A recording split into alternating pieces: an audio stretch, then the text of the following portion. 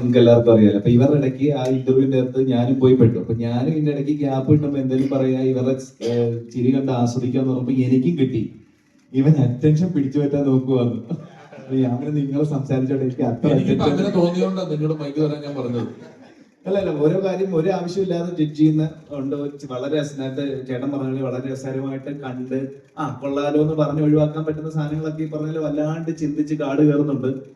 പിന്നെ തമാശ പറഞ്ഞു കഴിഞ്ഞാൽ അത് കളിയാക്കലാണോ എന്ന് തോന്നും.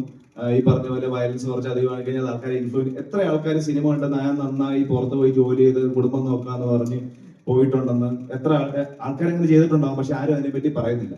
എല്ലാവർക്കും ഒരു കാര്യത്തിന്റെ മോശം പിന്നെ കാര്യങ്ങൾ പൊക്കിപ്പിടിച്ച് ഇത് കൊള്ളത്തില്ല, അത് ഇങ്ങനെ ചെയ്യാൻ പാടില്ലായിരുന്നു. നല്ല ഗുണങ്ങൾ ഒരുപാടുണ്ട്, അതിനെപ്പറ്റി ആരും സംസാരിക്കുന്നില്ല. പിന്നെ നല്ലത് വിശ്വസിക്കാതെയുമായി. അതായത് ഞാൻ ഒരിക്കൽ പറഞ്ഞില്ല, അതായത് ഒരുത്തം പോയി 10 പേരെ ഇടിച്ചു തിന്നത് വിശ്വസിക്കുന്ന അത്ര പോലും ഒരുത്തം പോയി 10 പേർക്ക് കൂടെ മേടിച്ചു കൊടുക്കുന്ന സിനിമ വിശ്വസിക്കുകയല്ല. ഇല്ല, അവനെ നന്മ വരുന്നൊക്കെ പിടിച്ച് അവന്റെ ചാറെടുത്തിട്ട് അവനെ പരിപ്പിളക്കി കളയും. അതെ, ചെയ്യാൻ പറ്റത്തില്ല. ആരോടെങ്കിലും നന്നായിട്ട് പറഞ്ഞാൽ കേറോളിയായി.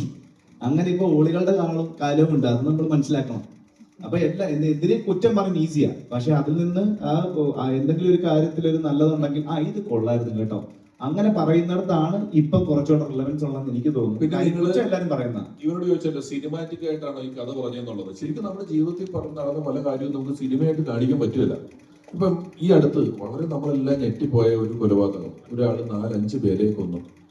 സിനിമയിൽ ഇയാള് കാരണമായി പറഞ്ഞ ഒന്നും സിനിമയ്ക്ക് റീസൺ അല്ല. സിനിമയിൽ ഒരു ക്യാരക്ടർ അങ്ങനെ പോയി കൊന്ന ആൾക്കാർ കൂവും. അയ്യേ ഇതെന്ത് ഇങ്ങനത്തെ ഒരു കാര്യത്തിന് ഒരാൾ പോയി കൊല്ലുമെന്നൊക്കെ ചോദിക്കും. ലോജിക്ക് നോക്കും. അന്നേരം സമൂഹത്തിൽ നടക്കുന്ന അത്രയും സത്യത്തിൽ ഇപ്പം സിനിമാറ്റിക് ആയിട്ട് ചിന്തിക്കാൻ പറ്റില്ല. കല്യാണം കഴിച്ച ഒരു വരനും വധു ഇറങ്ങി വരുന്നു, ഒരു മരക്കം പൊടിഞ്ഞ് തലേ വീണ് വരൻ മരിച്ചു.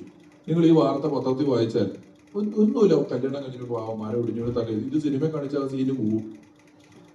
മരക്കുമ്പോ അവന്റെ തലയിൽ വീണ് പിന്നെ ചോദിക്കും. അപ്പൊ സത്യത്തിൽ സിനിമാറ്റിക് ആക്ടർ എന്ന് പറയുന്നത് സമൂഹത്തിലുള്ള അത്ര ഇല്ല സിനിമയില്.